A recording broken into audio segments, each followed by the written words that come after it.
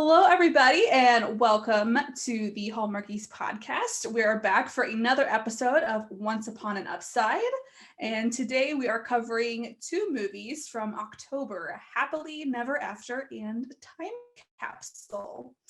Amy could not join us today, so I am covering for her as host. I am Jess, and I have with me the lovely Kari. Hi, everyone. It's fun to be here again. So we just have these two movies and then we're ready for Christmas, which is exciting. Yeah, let's do it. I mean, sometimes it's funny to do Christmas this early, but then once all the promos start happening and everything, I'm ready. I'm like, all right, let's do Christmas. I know, it's like, oh, it's so early, but then it's like, never mind, I'm in the spirit, I'm ready. Right. Especially this year. It's needed to it's have needed. some early. We're all ready for some cheer. Yeah, exactly. Yeah. So, all right, well, let's just dive right into the first movie, Happily Never After, which stars Danielle Saver, I hope I'm pronouncing that right, and Rick Cosnett. I was not familiar with either one of these, but this movie is about two characters named Kate and Josh, and they're both authors. Kate writes true crime novels, and Josh writes not like children's books, like somewhere in that young adult children's genre. Right. Late elementary maybe, or something. Yeah. Kind of chapter books is what it looked like. Yeah. And so they wrote a book together some years ago, and they were going to write a sequel. They started it, and they never finished it. And now they're being asked by their publisher to come back to write this sequel. And they had a previous relationship, so it's very complicated. And we also have this second relationship with Victoria and her partner Nathan, who are both cops, but it gets complicated by this little photographer named Patrick. So we got some things going on there. So yeah, that's the summary. So Kari, overall, how did you feel about this movie overall? Well, it was a pleasant surprise. I didn't know what to expect. And I really did like that they had a strong kind of side story as well with Vic and Nate. And then they even had like a smaller side story with that married couple who were like do a surprise with their anniversary. And so that was fun to me, jumping around from story to story and see the development. But as far as Kate and Josh go, it was kind of a classic. He's never growing up. She's too serious, that type of thing. Opposites attract. But I liked it. I liked the development of their relationship again as they've matured. So overall, it was a good movie. Yeah. What do you think? Yeah, I think very similarly. So I feel like I've said over and over that Up kind of has this problem sometimes where they have too many things going on at the same time. And so things get underdeveloped, but I thought they did a really good job with the two main kind of relationship stories with Kate and Josh and then Victoria and Nathan. However, I did not really care for the third one. It felt out of place. Because married couple. Yeah, there was like their anniversary thing. I'm like, the husband, I didn't even write his name down. He was like the friend of Josh, so he was like kind of tied in, but that was about it. And I just felt like they could have like cut that out. I'm like, it didn't add anything to the story. You're right. That I think that would have been a strong thing to cut out. You're right, and wouldn't have missed it or develop it more. That type of thing. It was like a weird limbo. Yeah, it did provide some comic relief. It just, again, it was to me it was just underdeveloped because it just wasn't really meshed well into the plot line. Yeah. Let's talk about this photographer, Patrick. How do you feel about him? It was funny. He comes on the scene to do a police kind of photo shoot, and she was picked. She's a cute girl. I kind of didn't know if I was supposed to like him yet or if I was supposed to like Nate, and Nate just seemed like a platonic friend for a while into the movie, didn't he? Yeah, right. Like, I mean, I kind of assumed that's where they were going, but yeah, at first there wasn't much like of a vibe going on there. Like, oh, they're just partners. Okay. Right, they're just partners. And it was like, oh, fun. But then Patrick comes on and he's charming and he sees something in her, and that's more than just a cop. And she loves that about him. And she really thinks that they're starting a relationship, but they're not. He is not a good guy. I know he's like a total fraud to her. Like he's like, oh yeah, like telling her all these lines, and that's what they are. They're just lines. And Yes. Yes. she, well, one thing that kind of, I was like, she's a cop. Like I'm surprised she didn't question this a little bit more, because I'm like, oh yeah, it's this kind of like sleazy photographer. So Like, true. Like she could, like her cop senses should have been on, heightened or something. yeah, It just like he appealed to this side of her that she felt was yeah, lost, like this female side, this feminine side. right. And so, I mean, He saw past her I cop, get and it. therefore her cop guard was down. Right. Where then we find out Nate he just likes her as she is.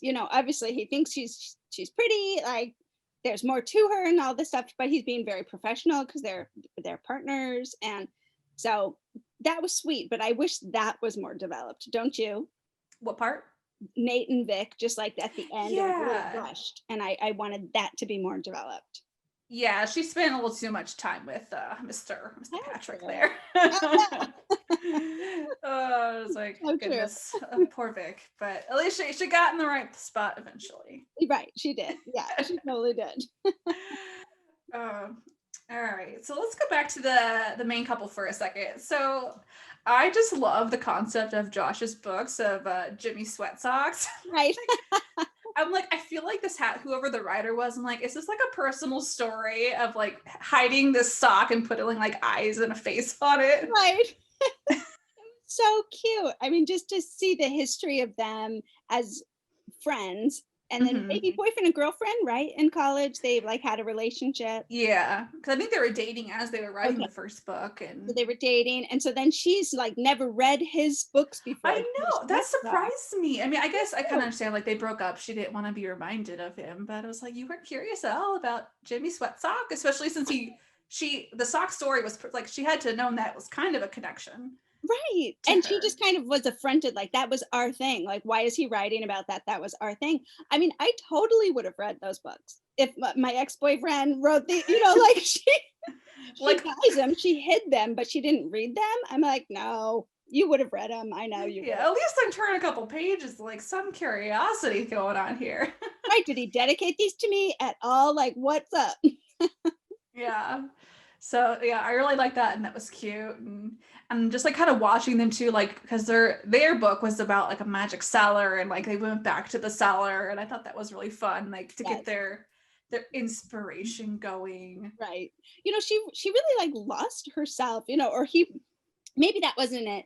He brings out a side of her that was really important to the creative process, and just like who she is as with her imagination, that she doesn't get with true crime fiction or with like this autobiography stuff that she was writing.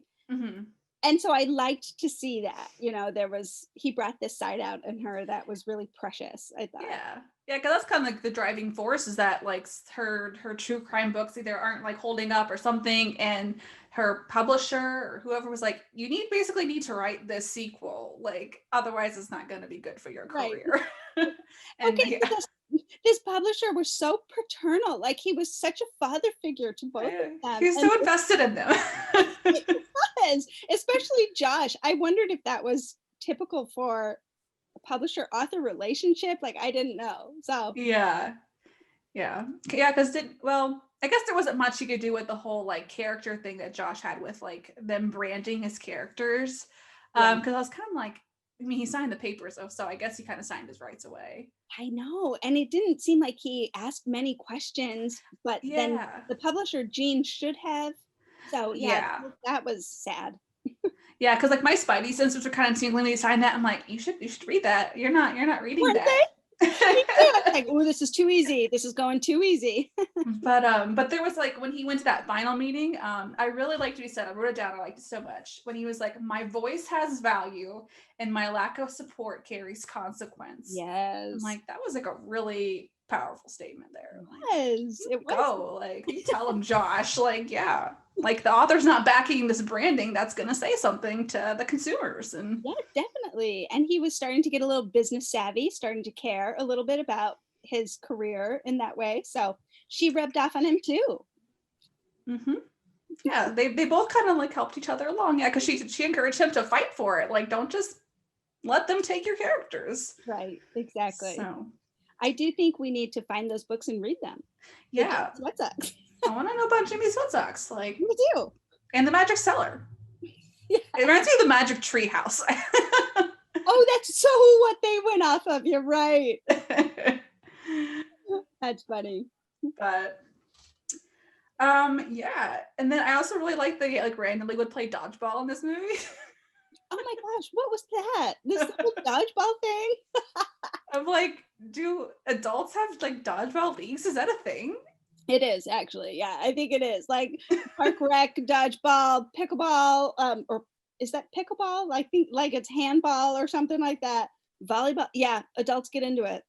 Clearly, I don't spend much time at the gym to know these things, so. Or the Parks and Rec department. Yeah. Oh, but yeah, I love that they played together. I love that they didn't win because it was like then it was just them fun, like blowing off steam and enjoying each other. So how about when they got locked in the garage? That was a little anticlimactic for me. I thought that they were gonna have to like be in the garage, talk things out, kiss, but no, it was just a real quick. Yeah, I didn't really care for that scene, and I'm like, I also feel like they could have probably found a way out. Sure. Like, can't you just like, I guess maybe like most garage doors you can probably physically pull them up a little bit. I mean, I know. I mean, a lot of things in this movie kind of felt like they were leading you somewhere, and then no, that it was done. It was a quick scene or something. So that kind of bothered me a little bit, but yeah, there was a few things here and there, but I think overall it was a decent movie. Yeah. Do you have anything else before we move on to the ratings? Oh boy, I don't think I do. I'm looking at my notes here, and I think that it was a good offering. There was a lot that I liked about it, and then some things that were like, what? So no, I'm trying to figure out my rating. What would yours be? I rated it fairly high for what I would rate a movie. I gave it 7.75. Yes, it didn't quite make it to 8. It's just a little short. Tell me why. What was that little quarter of a point? Well, I mean, I think it was some of the little things, and then because overall it was cute. I like the story, but I did not like that third relationship. It just didn't work for me, and I kind of wish they played up the band. I love witty banter. Let me put that in there. That's like for me, like if you put that in a movie, that's gold. And when you have two opposites coming back together who don't like each other, I felt like they could have played it up a little bit more. So maybe just some like missed opportunities, but overall it was cute and I enjoyed it. So I gave it a pretty high rating. That's pretty high for me. That is okay. That's good. Well, I'm still trying to figure out my rating mood, like what I've ranked things so high before that other people have not liked. And I'm like, why did I do that? But it's just about the emotional connection to a movie. And sometimes you can't explain it. And this one was pretty good. It was pretty good. So I did 6 out of 10. 6 out of 10 balloons. Yeah, there were a lot of things that worked. And then there were just other things that just kind of left me hanging as far as like, oh, they really could have hooked me there. If Vic and Nate had a really awesome like confessional of love, like I've loved you for a long time, like I'm just be professional about it, that would have worked for me a lot better than what they did. So 6 out of 10 for me for this one. All right, very good. Let us move on to the next one, Time Capsule. So this one stars Penelope Mitchell, Shane Harper, Shanika Knowles, and Greg Wyans as these 4 characters, Lauren, Tom, Jane, and Peter. And so we basically have these 4 friends who are at graduation in high school and prom, and Lauren and Tom are dating. Jane and Peter are not, although Jane really wishes they were. And Lauren just kind of drops this bomb on Tom that she's going to Argentina. Because who wouldn't? Because who wouldn't right out of high school? Who has that money? Apparently Lauren does. they do a time capsule together that they all put something in and bury it at the school. And then we do the time jump. And so the guys and the girls kind of stay in contact separately. The guys a little bit more so, I think, than the girls. Yeah. And then they all come back together to dig up this time capsule because of a parking lot that's being put in, and they don't want their time capsule to be under the parking lot. And then they do this reunion tour of all the things from their time capsule. Mm-hmm. And that is the premise of this movie. Mm-hmm. Mm-hmm. So what are some of your overall thoughts on this time capsule movie? You know, I think a time capsule really works when actual time has gone by. And I was disappointed that 7 years only. Because it was has supposed to be gone by. 20, right? They were going to dig it up in like 20 years, I think. 20, but they had to do it early because of Right. the parking lot at the school, of course. But I think they had said it was only 7 years that had gone by. And I was like, that's still enough time to like the CD that you put in your time capsule. Like, that's not a lot of time. But I'm trying to remember the time from high school graduation to when you're like 24 or 25. It does feel like a lot goes on, a lot happens. Yeah, especially when you go off to college, you do go through a lot of changes. Right, So. you go to Argentina, you know. You go to Argentina. Yeah, so it does probably feel like a lot of time went by, actually, as far as growing up went. But I don't know. I like the idea. I like the idea of this movie, and I just kind of wish it would have been more believable to me if more time would have gone on. You know, like, oh wow, this was really nostalgic, but it wasn't really nostalgic. It was so fresh. All of their emotions were so fresh. Right. What did you think? Yeah, I kind of had mixed feelings too. I didn't really care for the idea of a time capsule in a high school story. I wasn't expecting, I liked it more than I expected to like it. And I ended up rating it actually quite a bit higher than I thought I was going to rate it. Good. I like those movies that surprise just you. with my expectations. But yeah, there was just like a lot of inconsistencies for me, I think, in this movie. And I don't know if it was just my computer, but I had some really weird sound things going on. Oh, did you? Like it would almost like, I thought it would like mute almost for a second, and then like I hear the sound like come back on. Oh, like, is this my computer or is this the movie? Like, I don't know. Maybe it was the computer. I didn't hear that. Okay, so maybe that was just my computer. But yeah, at first I think I kind of like struggled to feel the chemistry of this group of friends. Yeah. Now by the end, I think I felt it. I was like, okay, Yeah. I see these as like a cohesive unit of friends. But yeah, there was just a couple issues along the way, and I think we'll kind of get there. But yeah. What did you think about Lauren being a rock star? It was some soft rock for me, I guess. I was very interested in her boyfriend choice of Derek. I liked her being a musician, but like, why put her in a band? I mean, I guess I know why, because this other boy she was interested in and stuff like that. And yeah, I was kind of confused on that, because I'm like, she's like, my impression was that like when they were in high school, she was the musician and she was going to Argentina for some kind of music reason. I don't even remember. And then, and he was like kind of into music too. But then it like felt at the end, they were both like, yes, we're both hardcore musicians. I don't know. Hardcore, like he busted out this guitar. And just that was a problem for me. I'm like, that's not believable. You don't just learn a song in 5 minutes when he said. But that's how awesome of a musician he was, I guess. Yeah. Like, get up there and like a prodigy. Because he said he hadn't picked up a guitar in years. And he busted out. So I thought they spent way too much time with her band. Like too long of songs, too long, like just that bothered me. I didn't like her band. I didn't like her. She was trying to be emo, where it was like, just be yourself. Like, just be. See, yeah, I think that those things, like, she was a very inconsistent character. Yeah. Now, I didn't mind the band because I actually liked the music, and I was like, this is good music to listen to. But like, she didn't make any sense to me, like, of what she wanted. She was like I understand she like wanted commitment or whatever from Derek, but he had a really good line when he was like, do you want me to be mad that you're hanging out with your ex? It's like, you have to pick him. Like, he's like, what do you want from me? Right. They were clearly at different places, and they clearly just needed to, not be in a relationship, just be band partners and stuff. But Yeah, and I didn't get why, like, if she wasn't dating Derek, why the band would have to fall apart, because the relationship was pretty casual to begin with. be casual. I mean, just because she was the one who wrote all their music and their songs, actually. So if they broke up, I think the band was nervous that she would leave the band, and But then why would they she had have no. to? Like, if they, like, it's not like they were this deep committed. Clearly, they weren't like deep That's how committed. bands work, I guess. She learned that in Argentina, I think. But then at the end, he bails, and I'm like, what? Because True, it's bad it's true. vibes. I don't know. Okay, here's the thing. I actually really liked Tom. I liked him. I liked that he was a steady guy. Mm-hmm. He got a job at the high school that they graduated from. He was a history teacher.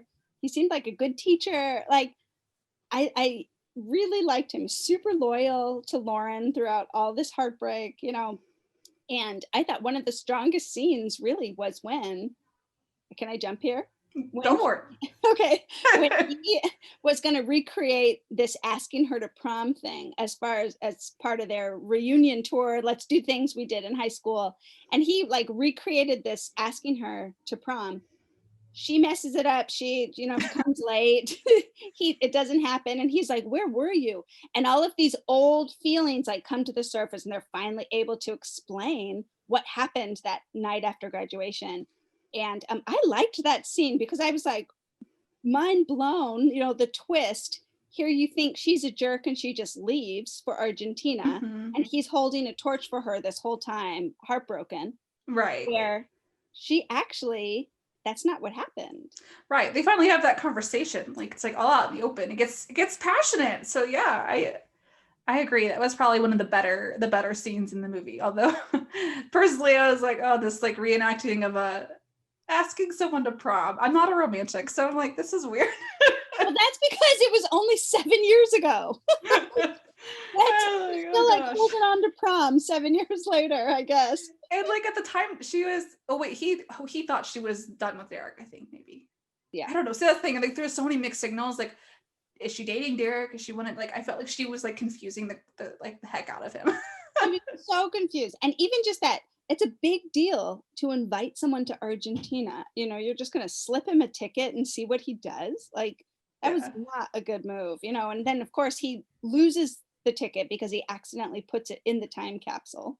So it's there for Yes. 7 years. And he It didn't conveniently even gets know. stuck against the side, and it's conveniently the same color, so they never saw it. So they both realized that they don't have the story straight, and they both hurt each other, and all of Mhm. that. I don't know. What did you think about her leaving her actual band to go surprise him at prom, but he wasn't there because he came to the band show? I think I was just very confused by that point. I'm like, I don't even know what's happening. Like, again, I just felt like she was I was repeating myself now. She was such an inconsistent character, because I'm like, at first I thought she was like very hardcore into music, and then I'm like, well, you don't seem to care too much anymore. Right. And I was like, what does this girl want? I think she needs to do some soul searching Yes, and figure out what she wants and then come back. exactly. Well, she wanted Tom, I guess, and she was fulfilled with that. So what about So, the Jane and Peter? yeah, I was just gonna say that too. I like them. I thought it was hilarious when Jane finally gets the courage momentarily to call Peter, and then also just like butt dial, like like chickens out. I'm like, oh She my like gosh, says it. that was hilarious. Yeah. But I like how she helped with the store, and the dad was kind of like, I see what's going on here. But he's like very casual about it at first. He's like, yeah, you two get in the picture. He was so good. Wasn't that Carl Winslow from Family Matters? The dad from Family Matters with Steve Urkel. I never watched Family Matters, actually. Oh no, I did, and it was. Let me tell you, Okay. it was that dad, and it was fun. I haven't seen him in like anything since Family Matters way back when, so it was Mhm. fun to see him again. But I kind of could have done without his aha moment of telling them, the one is when you find the one, it's, what did he say? It's the one you want to sit in traffic with. Mm-hmm. And that was supposed to be this big aha moment because they had sat They in all traffic did that. together. Yeah. Yeah, they had done that. I thought that was, it was just too specific. Yeah. Yeah. Maybe a little more subtle. Yes. Also, how did he know they sat in traffic? You know? Right, exactly. Maybe So, Peter really tells his dad everything. I don't know. yeah. Oh, I, Oh, goodness. I thought Jane had a sweet, she had a sweet line at the end where she was trying to convince Lauren to, you know, patch things up with Tom, have clearer communication. She said, forgiveness, you need to forgive him. And she was like, it's fine, it's over now. But then Jane says, forgiveness is the best way to move forward. And Mm. I was like, ooh, that's a little profound nugget here in this Yeah. capsule movie. And that was sweet. Yeah, that's a really good message to have in there for sure. Do you know what you would rate this one? Yes, I have to rate this one. Oh boy. I want to be fair because I did like it. Like there were things I really did like about it. I just wanted a little bit more from it, maybe. I think 6.5. 6.5 out of 10 because of, like you said, the inconsistency of character, but also they tried to wrap things up pretty nicely, and it just was one of those nice kind of teen movies. Mm-hmm. So 6.5 out of 10 for me. What about you? I was very close. I gave it 6 out of 10. So yeah, like I said, it's higher than I thought I would give it because I did. By the end, I'm like, yeah, this was kind of like a pleasant movie. But yeah, there was some like continuity things and Yeah. just a few things that just didn't make enough sense to work fully. But yeah, those are 2 October movies, and let us know in the comments, Hallmarkies, and Upsiders, what you thought about these 2 movies, if you agree or disagree with what we have rated, and then we will be coming up for Christmas. Yes, it was fun. It was fun to talk these movies through, but now I'm ready to look ahead. Yes. And so make sure you guys are following us on all social media for Once Upon an Unside. We're on Twitter and Instagram at OUAUPSIDE. Also, of course, our YouTube channel. And be sure to be following the Hallmarkies Pod and the Hallmarkies Podcast across all social media, iTunes, YouTube, and all of that. And we're so glad we got to talk to you about these movies today. And we will see you next time for Christmas movies. See you next time. Bye, everybody. Bye.